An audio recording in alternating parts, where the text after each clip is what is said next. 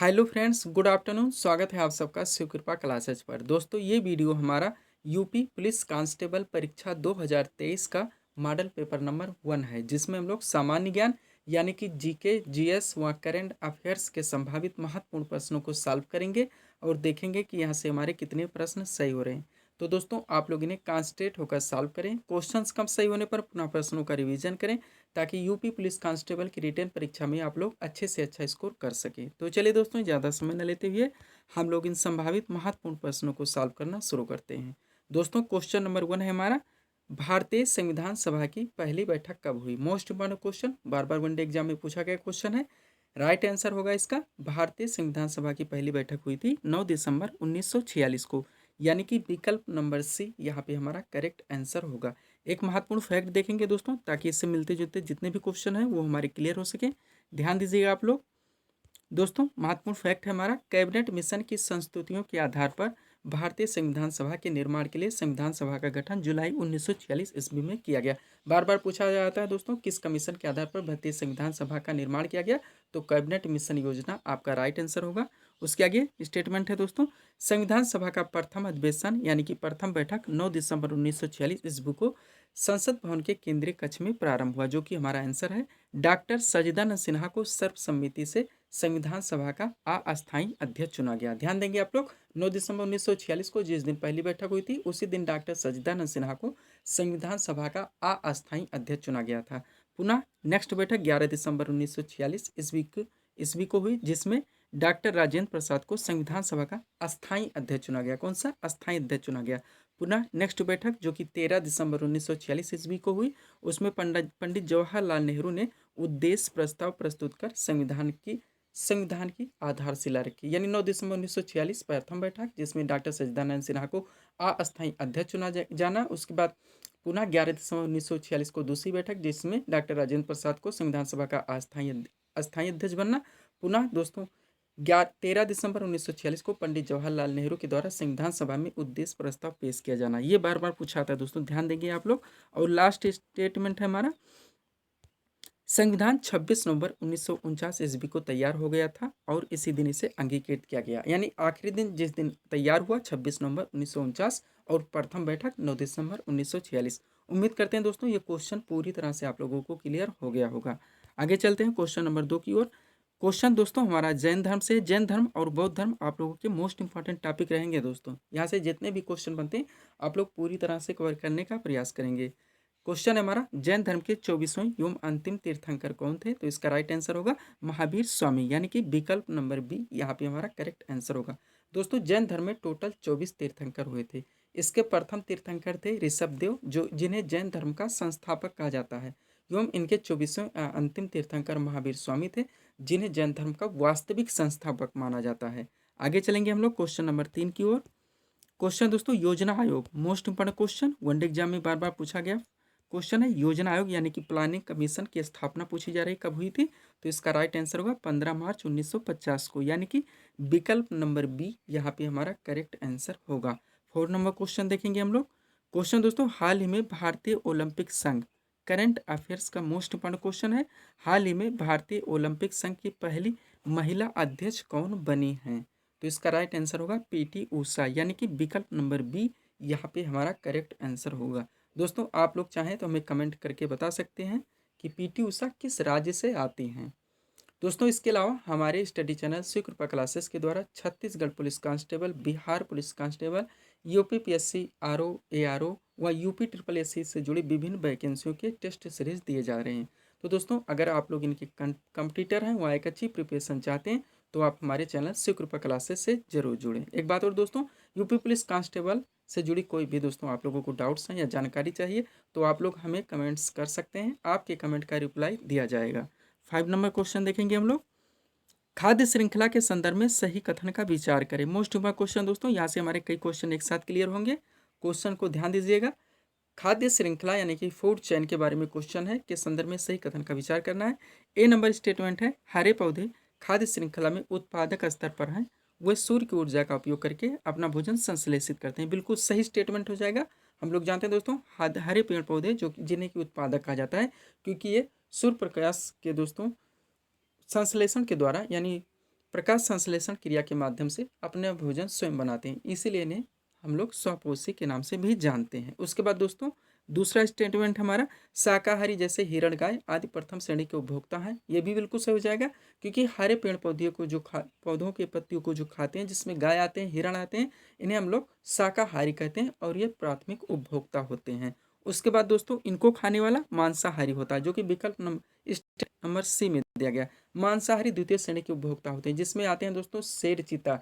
ये प्राथमिक श्रेणी के उपभोक्ता यानी कि गाय व हिरण के मांस को खाकर अपने जीवन का निर्वाह करते हैं, इसलिए इन्हें दोस्तों हम लोग मांसाहारी कहते हैं और ये द्वितीय श्रेणी के उपभोक्ता होते हैं। यानी प्रथम में हमारा स्वपोषी दोस्तों जो उत्पादक है उसको हम लोग कहेंगे हरे पेड़ पौधों, उनको खाने वाला प्राथमिक उपभोक्ता जो कि शाकाहारी होता है, और उनको खाने वाला मांसाहारी जो कि द्वितीय श्रेणी का उपभोक्ता होता है। और लास्ट में दोस्तों अब घटक आते हैं, फूड चेन की प्रक्रिया ऐसे ही चलती रहती है, यानी कि सभी कथन हमारा सही ऊपर एक तो सभी कथन सत्य हैं।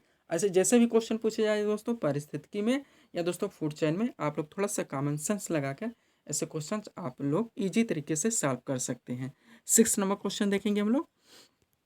क्वेश्चन है, निम्न में दूषित जल द्वारा फैलने वाले रोग। यहाँ पूछा जा रहा है दोस्तों कि दूषित जल के सेवन से कौन कौन से रोग फैल सकते हैं। 1 नंबर हैजा है, दूसरा नंबर टाइफाइड है, तीसरा नंबर हेपेटाइटिस है और चौथा नंबर मलेरिया है। नीचे हमारे कोड दिए गए हैं, हम लोगों को अपने आंसर निकालने हैं। थोड़ा सा कॉमन सेंस लगाएंगे तो 4 नंबर दोस्तों जो हमारा विकल्प है उसमें मलेरिया देगा। मलेरिया हम लोग जानते हैं मादा एनोफिलीज नामक मक्खी के काटने से होता है, तो 4 हमारा कट जाएगा। अब हम लोग विकल्प पे ध्यान दें तो सभी कथन सत्य होंगे नहीं, डी भी कट जाएगा क्योंकि 4 कट चुका है तो सभी सही है नहीं। उसके बाद 4 जिसमें आ रहे हैं आप लोग निकाल दीजिए, तो सी भी निकल जाएगा, बी भी निकल जाएगा। बचा क्या, ए नंबर विकल्प, ए सही हो जाएगा, क्योंकि हैजा, टाइफाइड और हेपेटाइटिस ये दोस्तों दूषित जल के सेवन के द्वारा फैलने वाले रोग हैं। ऐसे दोस्तों आप लोग थोड़ा सा एमुलेशन पद्धति को अपनाएं तो ऐसे क्वेश्चन आप लोग इजी तरह से सॉल्व कर सकते हैं। 7 नंबर क्वेश्चन देखेंगे हम लोग। क्वेश्चन है दोस्तों, वायुमंडल में सर्वाधिक मात्रा में कौन सी गैस पाई जाती है, ये हमें बताना है। तो दोस्तों वायुमंडल में सर्वाधिक मात्रा में पाई जाने वाली गैस कौन सी है, नाइट्रोजन है, यानी कि विकल्प नंबर ये बी यहाँ पे हमारा करेक्ट आंसर होगा। वायुमंडल में पाई जाने वाली सर्वाधिक मात्रा में गैस नाइट्रोजन फर्स्ट पे आता है, सेकंड पे आता है ऑक्सीजन, थर्ड पे आता है आर्गन और फोर्थ पे आता है कार्बन डाइऑक्साइड। उसके बाद नियान, हीलियम, क्रिप्टॉन, जेनान, ओजोन ये सारी गैसें पाई जाती हैं। तो बी नंबर विकल्प यहाँ पे हमारा करेक्ट आंसर होगा। आगे चलेंगे 8 नंबर क्वेश्चन की ओर। हाल ही में आयोजित पहले WPL 2023 का खिताब कौन सी टीम ने जीता, ये पूछा जा रहा है। मोस्ट इंपोर्टेंट क्वेश्चन दोस्तों करेंट अफेयर से। हाल ही में आयोजित पहले WPL 2023 का खिताब कौन सी टीम ने जीता है, तो इसको दोस्तों मुंबई इंडियंस ने जीता है, यानी कि ये विकल्प नंबर ये यहाँ पे हमारा करेक्ट आंसर होगा। 9 नंबर क्वेश्चन देखेंगे हम लोग। क्वेश्चन दोस्तों, भारत में मनसबदारी प्रथा की शुरुआत क्यों की गई थी। भारत में मनसबदारी प्रथा की शुरुआत तो क्यों की गई थी, अधिकारियों के वेतन के लिए की गई थी, यानी कि विकल्प नंबर बी यहाँ पे हमारा करेक्ट आंसर होगा। एक महत्वपूर्ण स्टेटमेंट यहाँ पे देखेंगे दोस्तों ताकि ये क्वेश्चन हमारा क्लियर हो सके, ध्यान दीजिएगा आप लोग। स्टेटमेंट है दोस्तों, भारत में मनसबदारी पद या प्रथा की शुरुआत अधिकारियों के वेतन के लिए सर्वप्रथम अकबर द्वारा की गई थी। ये भी पूछा था मनसबदारी प्रथा किसने शुरू की, अकबर के द्वारा शुरू की गई थी। इसमें सैनिक और गैर सैनिक दोनों अधिकारी शामिल थे। सब्सक्राइब करें दोस्तों आप हमारे चैनल शिव कृपा क्लासेज को इसी तरह के वीडियोज़ के लिए। आगे चलेंगे हम लोग। अगला क्वेश्चन है दोस्तों, वर्तमान में भारतीय नागरिकों को कितने मूल अधिकार प्राप्त हैं। मोस्ट इंपॉर्टेंट क्वेश्चन दोस्तों, आप लोगों का फेवरेट टॉपिक रहेगा मूल अधिकार, जो कि दोस्तों भारतीय संविधान के अनुच्छेद 12 से लेकर अनुच्छेद 35 के अंतर्गत आते हैं और ये संविधान का भाग 3 है। प्रारंभ में मूल अधिकारों की संख्या टोटल 7 थी, लेकिन 44वें संविधान संशोधन 1978 के द्वारा संपत्ति के अधिकार को मूल अधिकार से हटाकर एक विधिक अधिकार बना दिया गया। तब से यानी कि वर्तमान में टोटल मूल अधिकारों की संख्या 6 है और ये 6 मूल अधिकार दोस्तों आपके जितने भी आर्टिकल्स हैं हर आर्टिकल में पूछे जाएंगे। हम लोग थोड़ा सा डिटेल में चर्चा कर लेते हैं दोस्तों। 12 से 35 हमारे मूल अधिकार है, 12 में राज्य की परिभाषा दी गई, 14 से हमारे राइट्स शुरू होते हैं, 14 से 18 चलता है समानता का अधिकार, उसके बाद आता है स्वतंत्रता का अधिकार जो कि 19 से 22 चलता है, उसके बाद आता है शोषण के विरुद्ध अधिकार जो कि 23 व 24 है, उसके बाद आता है धार्मिक स्वतंत्रता का अधिकार जो कि 25 से 28 है, 29-30 में है संस्कृति एवं शिक्षा संबंधी अधिकार, 31 खाली हो गया है क्योंकि संपत्ति का अधिकार इसी में था, और आर्टिकल 32 में है संवैधानिक उपचारों का अधिकार। आप लोग इतना यहाँ से ध्यान रखेंगे। सब्सक्राइब करें दोस्तों आप हमारे चैनल शिव कृपा क्लासेज को इसी तरह के वीडियोस के लिए। आगे चलेंगे हम लोग 11 नंबर क्वेश्चन की ओर। इजी क्वेश्चन है, बार बार पूछा गया, हाईलाइटेड क्वेश्चन है दोस्तों। भारत का आदर्श राष्ट्रीय वाक्य सत्यमेव जयते कहाँ से लिया गया है? तो मुंडकोपनिषद से लिया गया है, यानी कि विकल्प नंबर बी यहाँ पे हमारा करेक्ट आंसर होगा। 12 नंबर क्वेश्चन देखेंगे हम लोग। उज्जैन किस नदी के तट पर स्थित है? ये पूछा जा रहा है। उज्जैन किस नदी के तट पर स्थित है? नदियों के किनारे बसे नहर, बसे नगर, बार बार दोस्तों जो मुख्य नगरें हैं वहाँ से दोस्तों क्वेश्चंस पूछे ही जाते हैं।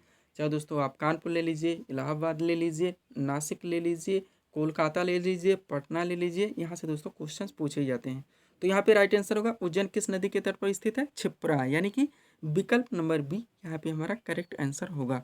13 नंबर क्वेश्चन देखेंगे हम लोग। पाटलिपुत्र नगर की स्थापना किसने की थी? बार बार पूछा गया, वनडे एग्जाम का फेवरेट क्वेश्चन है दोस्तों। राइट आंसर होगा उदयन। पाटलिपुत्र नगर की स्थापना उदयन के द्वारा की गई थी। 14 नंबर क्वेश्चन देखेंगे हम लोग। ब्रह्म समाज की स्थापना दोस्तों, महत्वपूर्ण समाज सुधारक से भी क्वेश्चंस पूछे जाते हैं, फेवरेट टॉपिक रहेगा आप लोगों का। ब्रह्म समाज की स्थापना यहाँ पे पूछा जा रहा है दोस्तों, किसने? आंसर होगा दोस्तों राजा राममोहन राय, यानी कि विकल्प नंबर सी यहाँ पे हमारा करेक्ट आंसर होगा। ब्रह्म समाज की स्थापना 1828 ईस्वी में राजा राममोहन राय के द्वारा की गई थी। इसके बाद दोस्तों थोड़ा सा हम लोग डिटेल में चर्चा कर लेते हैं। ए नंबर विकल्प है स्वामी दयानंद सरस्वती। यहाँ से 3 क्वेश्चन बार बार पूछे जाते हैं। आर्य समाज की स्थापना जो कि इन्होंने की थी, एक इनकी सत्यार्थ प्रकाश नामक कीर्ति है, और वेदों की ओर लौटो इन्होंने नारा दिया था, तीनों ध्यान रखेंगे। उसके बाद स्वामी विवेकानंद है, इन्होंने अपने आध्यात्मिक गुरु रामकृष्ण परमहंस के नाम से 1897 ईस्वी में रामकृष्ण मिशन की स्थापना की थी, ये भी आप लोग ध्यान रखेंगे। इसके अलावा दोस्तों और भी क्वेश्चन यहाँ से पूछे जाते हैं, जिसमें एक प्रार्थना समाज है जिसकी स्थापना आत्माराम पांडुरंग ने की थी। एक है तत्वबोधिनी सभा की स्थापना, जिसकी स्थापना देवेंद्र नाथ टैगोर ने की थी। इसके अलावा एक है दोस्तों मोस्ट इंपॉर्टेंट सत्य शोधक समाज की स्थापना, इसकी स्थापना ज्योतिबा फूले के द्वारा की गई थी। आगे चलेंगे हम लोग 15 नंबर क्वेश्चन की ओर। विजयनगर साम्राज्य किस नदी के तट पर स्थित था? बार बार पूछा गया दोस्तों, मोस्ट इंपॉर्टेंट क्वेश्चन है। विजयनगर राज्य किस नदी के तट पर स्थित था? राइट आंसर होगा तुंगभद्रा नदी के तट पर। यहाँ से कई क्वेश्चन बनते हैं दोस्तों, एक महत्वपूर्ण स्टेटमेंट देखेंगे हम लोग ताकि ये क्वेश्चन हमारे क्लियर हो सके। ध्यान दीजिएगा दोस्तों आप लोग।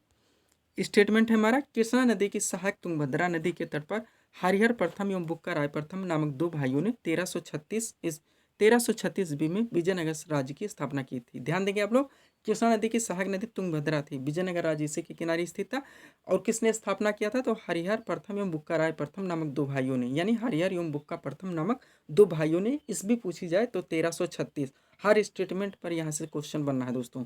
आगे देखेंगे हम लोग, विजयनगर का वर्तमान नाम हम्पी है, ये भी आप लोग ध्यान देंगे। इस साम्राज्य पर 4 राजवंशों ने शासन किया था, जिनका क्रम है ये, सबसे पहले संगम वंश, फिर सालू, फिर तुलु, और लास्ट में अराबिडू वंश आता है।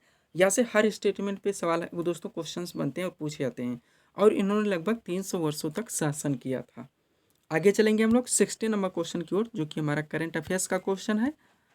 क्वेश्चन है दोस्तों, IPL 2023 में प्लेयर ऑफ द टूर्नामेंट का अवार्ड किस खिलाड़ी को दिया गया? IPL 2023 में प्लेयर ऑफ द टूर्नामेंट का अवार्ड किस खिलाड़ी को दिया गया? राइट आंसर होगा दोस्तों शुभमन गिल को, यानी कि विकल्प नंबर सी यहाँ पे हमारा करेक्ट आंसर होगा। 17 नंबर क्वेश्चन देखेंगे हम लोग। वित्त आयोग यानी कि फाइनेंशियल कमीशन पूछा जा रहा है के गठन का प्रावधान किस अनुच्छेद में? तो किसमें वित्त आयोग का गठन? अनुच्छेद 280 में है, यानी कि विकल्प नंबर ये यहाँ पे हमारा करेक्ट आंसर होगा। 18 नंबर क्वेश्चन देखेंगे हम लोग। G20 शिखर सम्मेलन, करंट अफेयर से ये भी है दोस्तों। G20 शिखर सम्मेलन 2023 की मेजबानी किस देश ने की है? तो भारत के द्वारा किया गया, इसलिए मोस्ट इंपोर्टेंट क्वेश्चन है, विकल्प नंबर बी यहाँ पे हमारा करेक्ट आंसर होगा। और इस सीरीज का दोस्तों सेकंड लास्ट क्वेश्चन देखेंगे हम लोग। क्वेश्चन है, पुलिस व्यवस्था को किस सूची में रखा गया है? सूची के बारे में हम लोग जानते हैं दोस्तों, भारतीय संविधान की अनुसूची 7 में शक्तियों के बंटवारे के संबंध में बात की गई, जिसमें संघ सूची, राज सूची और समवर्ती सूचियों का वर्णन है। अब इसमें पूछा जा रहा है दोस्तों, किस विषय यानी पुलिस व्यवस्था जो विषय है ये किस सूची में का विषय है? तो ये राज्य सूची का विषय है, यानी कि विकल्प नंबर ये यहाँ पे हमारा करेक्ट आंसर होगा। पुलिस व्यवस्था राज्य सूची का विषय, या इसे राज्य सूची के विषय में रखा गया है। 20 नंबर क्वेश्चन देखेंगे हम लोग, जो कि इस सीरीज का हमारा लास्ट क्वेश्चन होगा। क्वेश्चन दोस्तों, कानून तथा शांति व्यवस्था को बनाए रखना किसकी जिम्मेदारी है? जब दोस्तों ये राज्य सूची का विषय है तो जिम्मेदारी किसकी हो गई? राज्य सरकार की हो गई, यानी कि विकल्प नंबर ये यहाँ पे हमारा करेक्ट आंसर होगा। तो ये थे दोस्तों इस सीरीज के टॉप MCQs के प्रश्न, जिसको हम लोगों ने यहाँ पे सॉल्व किए हैं। उम्मीद है दोस्तों आप सभी लोगों ने सॉल्व किए होंगे और देखे होंगे कि यहाँ से आपके कितने प्रश्न सही हो रहे हैं। तो दोस्तों इसी तरह के वीडियोज़ के लिए आप हमारे चैनल शिव कृपा क्लासेस से जुड़े हैं, चैनल को सब्सक्राइब करें ताकि हमारे द्वारा दिए जाने वाले सभी वीडियोस आप क्रम से सबसे पहले देख सकें। तो मिलते हैं दोस्तों हम नेक्स्ट वीडियोज़ के साथ। Thanks for watching.